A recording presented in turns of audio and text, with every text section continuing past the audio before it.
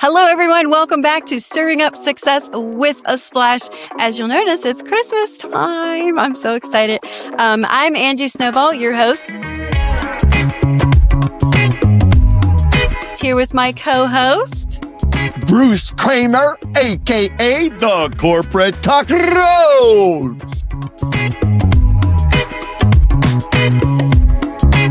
And I am Dr. Nawtej Dosanjh, your strategy doctor.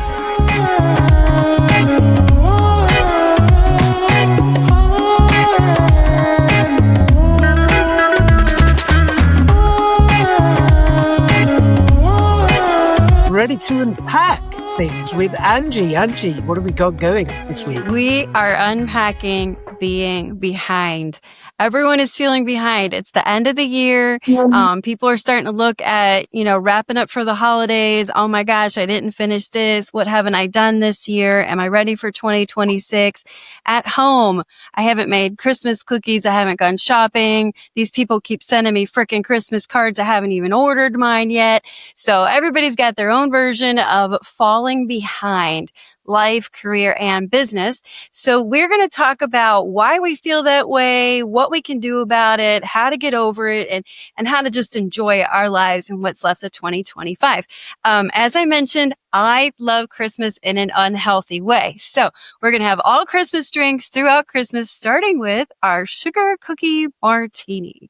So this is butterscotch schnapps, vanilla vodka, Bailey's, a little bit of cream, and all kinds of fun. So cheers.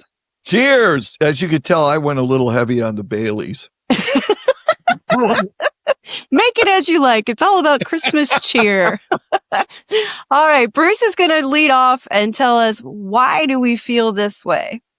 Well, first of all, the first thing I'm going to say, this whole feeling of being behind is one of the most universal human experiences of all time. And it's regardless of your success level, your age, or level of achievement. And what's at the root of all of this? Well, it has to do with comparison, expectations, and the psychological wiring of our brain. And it shows up differently in all of our domains of being. So let's start with life. Why do we feel behind when it comes to life? A big part of it now with digital media is this whole comparison culture. So what happens is most people, when they publish something digitally, it's their best foot forward that they're revealing. And we somehow take it as, ooh, that's the baseline. That's where I need to start, which is, ooh, that's just not healthy. The other thing when it comes to marriage, kids, home ownership, all of that stuff that's in our daily lives, there's a lot of unwritten expectations, some not so ideal. And that drives this feeling of, oh, I'm just not where I should be. We also compare ourselves to others, but not to ourselves or where we are, or more importantly, where we thought we should be. I do that. That sucks. Yeah, but very misleading. And then also when our life is somewhat chaotic, we tend to think that everybody else doesn't experience that. They know how to manage their life. So I'm behind at learning how to do this. So that's life. Real quick, career, very similar. But in this day and age, all workplaces are changing rapidly. And what happens is we start to feel our skills are becoming outdated, and change is occurring faster than our confidence allows. So that creates, I'm behind. The other thing is when you see promotions, new title changes, LinkedIn announcements, we start to compare ourselves to our peer group. And if you're not the one being promoted, it feels like you're being left behind. And then finally, business.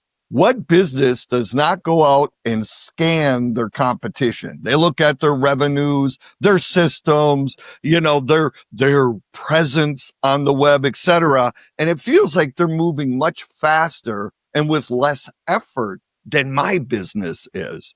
And that's very unhealthy when you fall into that. The other thing, entrepreneurship puts a lot of emphasis on speed and not sustainability. So remember the tortoise and the hare. Very important. And then, of course, the last thing I would say as a founder, and believe me, I've been guilty of this, as an owner of a business, you really do underestimate the time, the effort, and the emotional cost.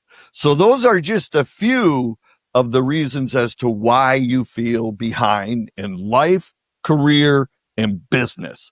And I think, Angie, I'm coming back to you. All right. No, I think so. Those are some of the reasons we feel behind. I think that's awesome.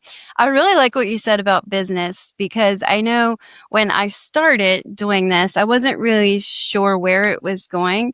And unlike a lot of marketing companies, I took my time to figure out where I wanted it to go. And yes, I had the opportunity to take on a lot more, but I wasn't sure I could handle it or how I would. And I kept getting pushed from the outside, like, why aren't you growing? You should be so much bigger. I know somebody else that wanted to use you. I know somebody, but at the same time, there are, and I knew this was coming, there are 4 marketing companies that started at the same time as I did that are all no longer existing. And this has only been 3 years. So they went crazy. These were the guys criticizing me, saying, you should grow. We're taking all your business. Well, apparently I was not wrong but that was mine. That's how I wanted to do it. And I think that's the key behind staying behind is owning where you are, owning what you want, and letting the rest of it go. Yeah, good for you, not for me. Oh, Bruce, Bruce is dying over there. Right, Like, I just, you know, because I'm looking right at Dr. D, and I just popped into my head. Have you ever felt like you were behind compared to your colleagues? Yeah, absolutely. In my 20s. Yeah, I did. I felt I was behind in career, life. I did. Yeah, absolutely. I felt behind. Are you asking me what happened, or are you just asking, or do you just I'm going there? I was going to say, you, how did you deal with that or overcome that feeling? I put in the work, actually. So I didn't try to ignore it. I didn't try to do anything. I didn't try to sort of, push everybody out of my, I view. I just put in the work about growing. And, we can come on to this later, but yeah, I put in a lot of work. And, so I didn't feel that way, later on. I think in my 20s, I was doing a job. All my friends were doing marketing and sales jobs, and I was doing a sort of, content type job, and those paid less. So I felt behind. Wow. So that's what was going on there. But later on, I think you guys know I'm 60, so I'm still very active.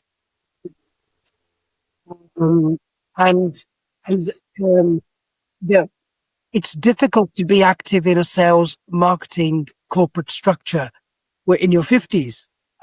So I don't want to say, other people got left behind, because I'm not comparing.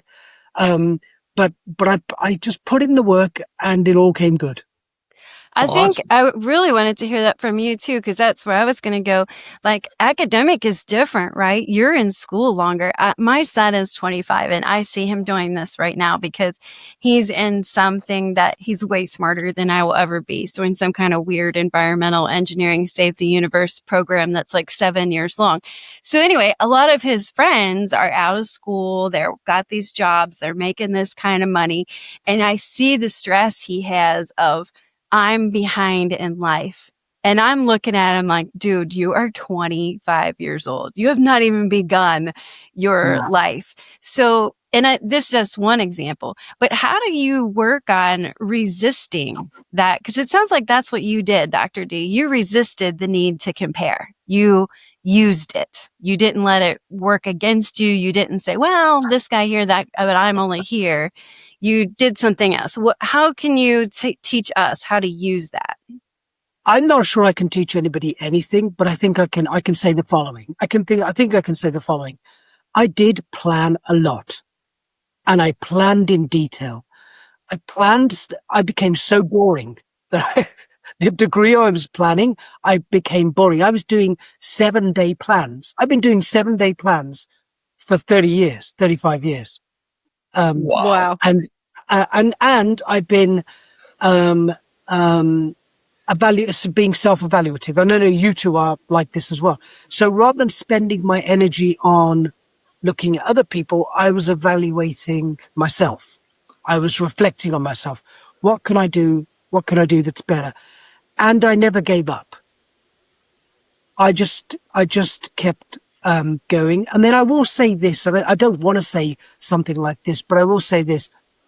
20 years passed. I was in my 50s, early 50s, and suddenly I had reason to be back in touch with people who I hadn't seen for a very long time, 15 years, say, and my career was still rocketing. And there's people who I'd thought in my 20s they were doing so well. Theirs hadn't continued. But your question was, how did I avoid comparing? I think I because remember, folks, we're not rehearsing this. I did not know Angie was going to ask me this question. But now that she has, I'm thinking, I think what I did is I focused my energies on myself and built my own personal identity rather than comparing with others. So I did the work. One other thing I'd say is I was really lucky that my parents were so brilliant at giving confidence. So even though I was comparing, I felt confident for unreasonable expectations of myself. I felt confident that things were going to turn out okay. That was a long rambling answer, but that's good because I mean Bruce started it, right? He said that we're all comparing each other, and we're going back to you, Bruce, because you were right. I think one of the things you first tipped on, and it applies to life, career, and business, is social media. We are seeing what everybody's doing in a whole new level, even socially. Like when I was a kid and there was a party I wasn't invited to, I might have heard about it on Monday. Chances are probably not because I was such a nerd, but maybe I did. But during the weekend, I wasn't stressed. I didn't care. I was doing my thing because I didn't even know what was going on. Now, every child knows what's happening. They know they're not there. They know this is happening. They see what everybody's doing, every cheerleading, every football, all the way up to grandparents. Oh, my grandkid did this. Well, my great grandkid did this. How do we get over that? Because Bruce, you definitely do not give two flying forks about things. I can see that in your life. You like how I didn't cuss there? I'm so proud of myself. Well, how do you do that? It's interesting because it was, by the way, Dr. D, you underscored something that instead of comparing yourself to others, you compare yourself to you. Am I getting better? If you look at me 2 months ago versus today, did I get better? That is what's most important. But for me, Angie, it dawned on me. How many times has everybody heard me say, I'm the slow kid in the room? Yeah. And I firmly believe that. It's been proven throughout my life on occasion, just saying. However, oh my God, how empowering is that? Because I really don't give up about, how I compare to others. But part of that has stemmed is that I've ingrained in my mind, and I truly believe it, that I am the slow kid. So when I compare myself, and I do, it's out of the spirit of, ooh, I got to observe that. I got to watch this person. I hope I get to work with them because I want to know how to get there. I don't fight it. If I'm comparing myself, evidently it's with something that I'm passionate about or I aspire to, and I go into that mode. How do I get there? And then just like Dr. D, well, maybe not, out of necessity, I latched onto when I heard about this 1% rule, that if you just improve by 1% every week, by the end of the year, you've doubled your abilities. And out of necessity, I got to shoot for the 1%. If I go for the 20, I ain't hitting it. Cause again, I am a little bit slow. So that 1%, oh my God, I thrive on it. And that's how I get to where I want to go. And just like Dr. D, there were people that, and I still admire them, but I never in my wildest dreams thought I would be, when people were talking, I would be in that same conversation. And in some cases, I've exceeded them. You know, that's the Yeah. competitor in me. Well, and I think competitiveness is good, right? Like you said, Yeah. we never improve ourselves if we're not competitive. And some people are laughing because they're like even when I play poker, if I'm winning, it's just luck. I'm like, do you guys want some of my pennies? Like, I don't have to win. Like, I'm the least competitive person to other people. To myself, I'm competitive. To myself, I need to be better than I was before. And I think that's an important part of growing, right?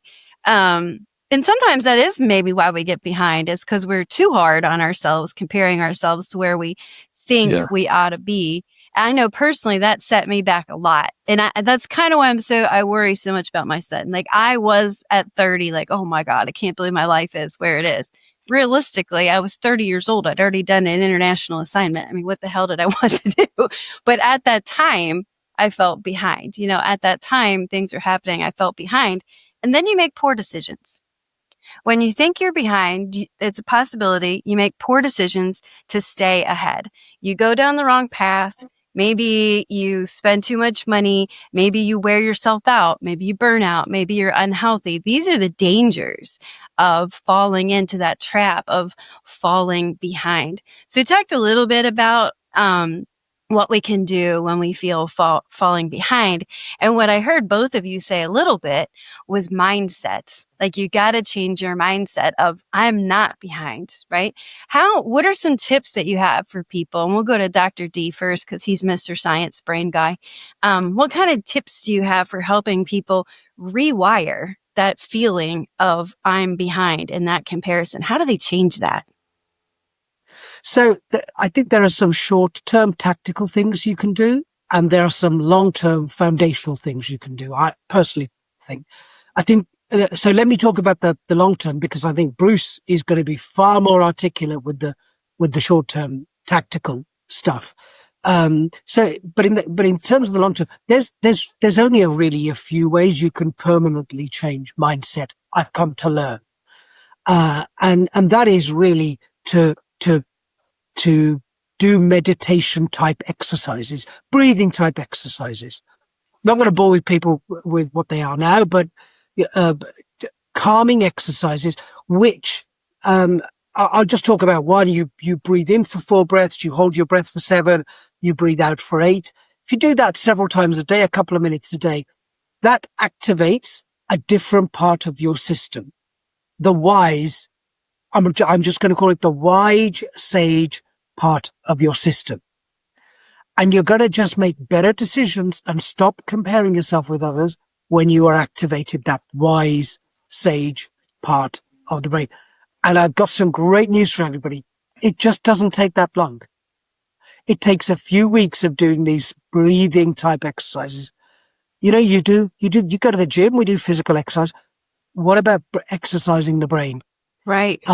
So if I can recommend that that's the foundational thing that you would do, just Google the exercises you can do, because they activate this wise, sage part of the brain rather than the paranoid part of the brain that if you're paranoid, you're going to compare. Right. Yeah. Because you're lost. You're looking, if you're paranoid, you're scared and you're lost. So what do? You look for something and you latch onto it. And if you're not the same as that, you're going to feel less. So Bruce, sorry, but he gave an awesome answer. So now it's your turn. Short term, what do we do? Like, how do you deal with feeling behind short term? Well, first of all, I do think, as we're having this conversation, it's dawned on me, feeling behind, there is a positive to that because it can be a bit of a motivator. And this is how that can be a bit of a motivator, is stop comparing yourself to no other than you. Don't compare yourself to some other person. Compare yourself to you. And to do that, you have to have great clarity as to where you want to go. So I would say to everybody, short term, If you're getting caught up in this feeling behind, the first thing you want to say to yourself, where am I going? Where am I going? And where do I want to go? Start there. The second thing is, once you have that, you put into play, well, what are some things I can do to get there? And that might include people you think are ahead of you, paying a little more attention to them as to how they got there. But first of all, start thinking, what are some small steps? Nothing grandiose. What are some simple steps I could take on a daily, weekly, monthly basis that I believe will get me to where I want to go? And then pay attention to those steps, because it has a compounding effect, just like money. The third thing is, there's no race. There's no race. If you know where you're going and you have a feeling as to how I might get there, you set the timeline. This goes back to you control 80% of your life. Everybody does. It's that 20% that can get in the way, but make no bones about it. If you're not happy, if you're not where you want to be in life, all you got to do is look in the mirror. That's the reason. So step back, get great clarity around where it is you want to go. Think in terms of those small 1% improvements you can make on a daily, weekly, monthly basis. Put those into action, celebrate the completion of those steps, and then keep in mind, there's no race. You set the timeline. Yeah, I think that's important to do small celebrations. Dr. D? So I think I've got some bad news and I've got some great news. I think great. Bad news. I think the bad news for everyone is that it's natural to feel behind. All of us feel behind. You're not alone. Yep. Everybody feels that. And if you don't, you may be a psychopath. Good, I'm not a psychopath. Good news. I was worried about that. Some degree of vulnerability. You may not be. You may. I'm not saying you are, but you may be a psychopath. But I've got some great news as well. The great news is all these things are not open just to a few people. Everybody can do what Bruce suggested. Everybody can do what you suggested, Angie. And everybody can spare 5 minutes a day doing some breathing exercises. All of us can do that. So great news. Bad news. Yeah. You're going to feel left behind. Great news. You have access to the same things as everybody else. You know, and that's the thing I hope we convey in this show, is that there's a lot written about everything, every topic on every one of the 30 plus episodes we film now. There's just libraries of books written on this. But the real secret is a lot of this is simple, and it's not as cut and dried as, I like what Dr. D said. We all have this feeling of being behind, but that doesn't necessarily mean it's bad. If you put it into its proper context, which is what it is we try to do in these shows, take a simple approach to the fact you're feeling behind. Who are you racing against and why? Just the simple things, because this reminds me of a colleague that I greatly, greatly respect. The guy's forgotten more than I'll ever know. His name is Ron. And I'm only going to say that just in case he's watching. But he brought up in one of our episodes, we talked about the imposter syndrome. And from his perspective, having the imposter syndrome was a positive for him. And I thought, he's 100% right. When we talk about these things, they're not all negative. It's only the way we wire the thoughts in our head that make them negative. It's good to feel a little bit like, ooh, I got to get my butt in gear. There's nothing wrong with that. Just don't become obsessed to the point that it paralyzes you. Use it to your advantage, I guess. Totally. Bruce, can I add this as well? I mean, I don't want to hang out with people who are not vulnerable. It's not that I make a conscious choice, but they're just boring. They just talk about themselves, or their cars, or their watches. They're just dull because they got no vulnerability. I want to hang out with interesting people like Bruce and Angie. right? Thanks. I So think that was a backhanded compliment, but I'll take it. It is. It's a backhanded compliment. I think I heard he likes to hang so- out with the defects, but that could You're be making me laugh mistaken. when I'm ill. He likes slow kids.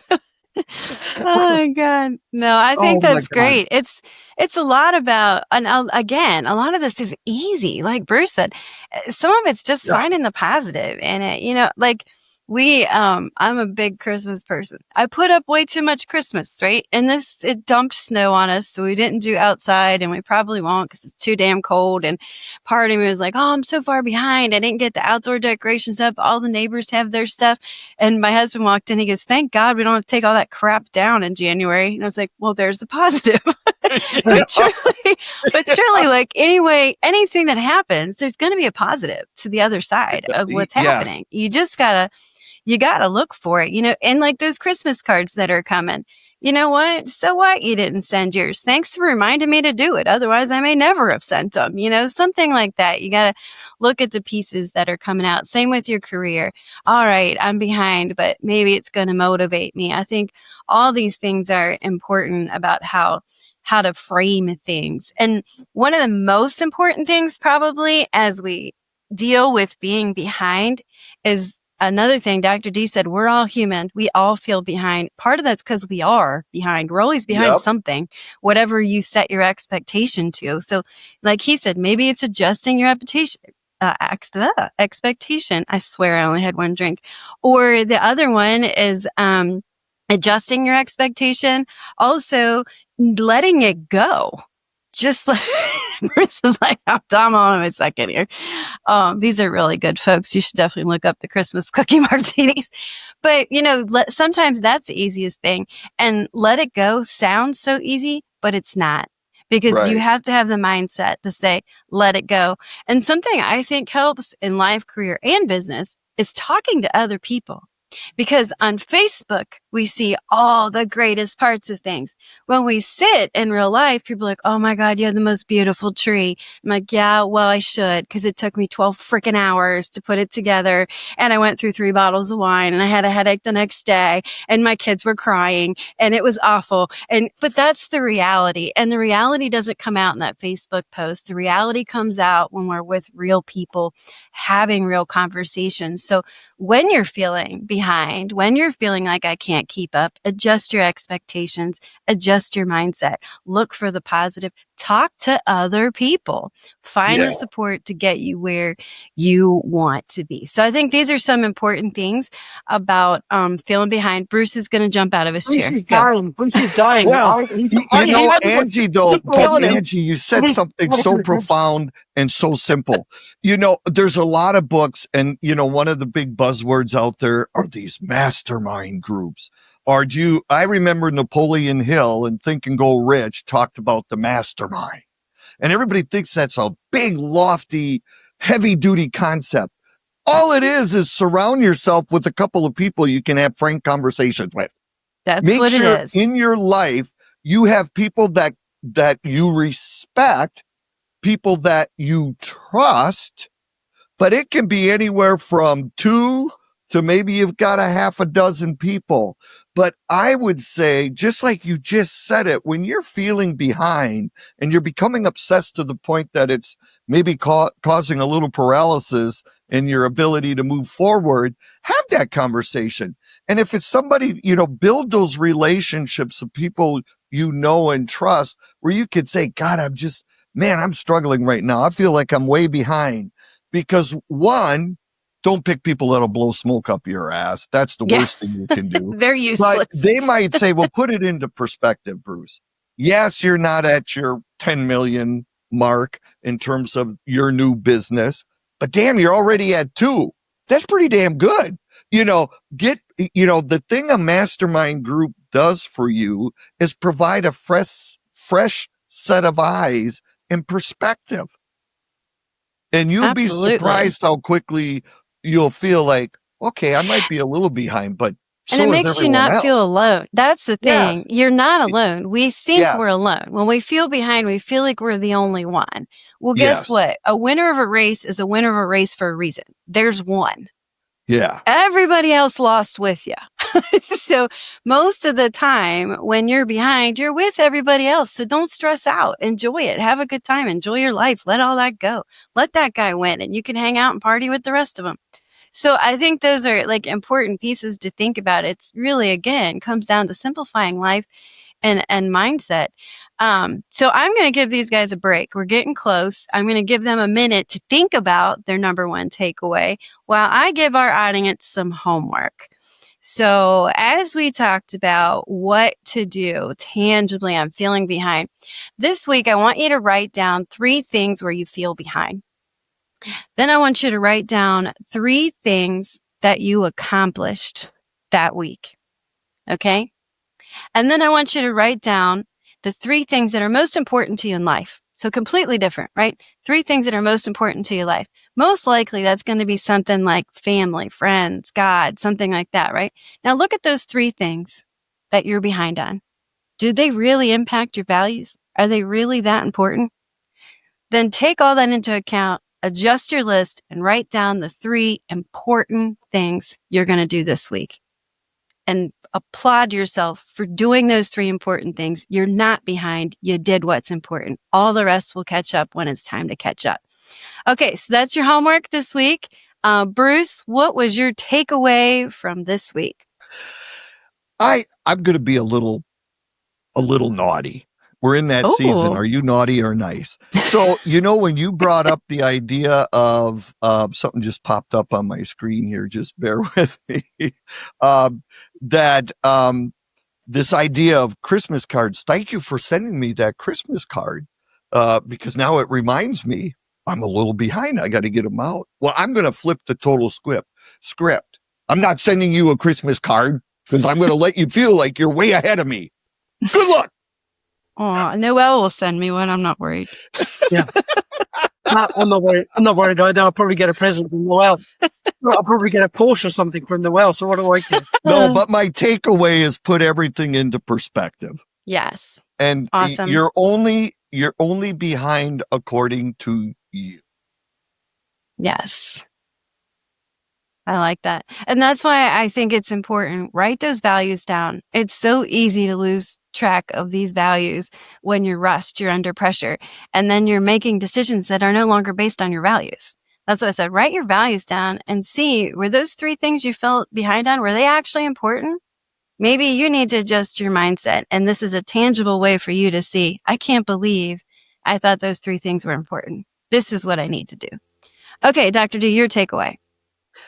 So it's not something we've mentioned explicitly over the last 30 minutes, but it's something we've skirted around. And Bruce has just not reminded me, he sent a thought into my head, and I'm just going to explore that thought now.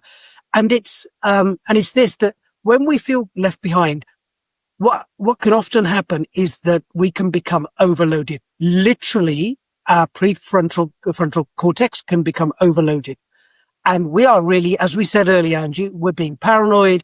We're not thinking straight. So the best thing to is stop.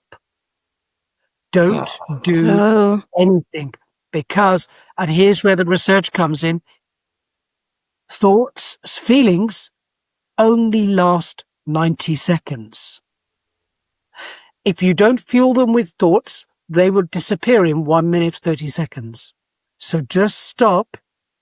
Don't add thoughts to the feelings, because the feelings will disappear. So don't attach them to a thought, because the thought then will fuel the feelings even further. So it's slightly counterintuitive, but just stop.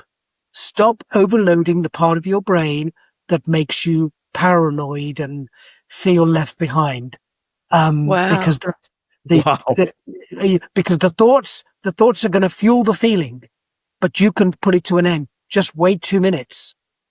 Wow, that's why we keep this guy around. God, that's right.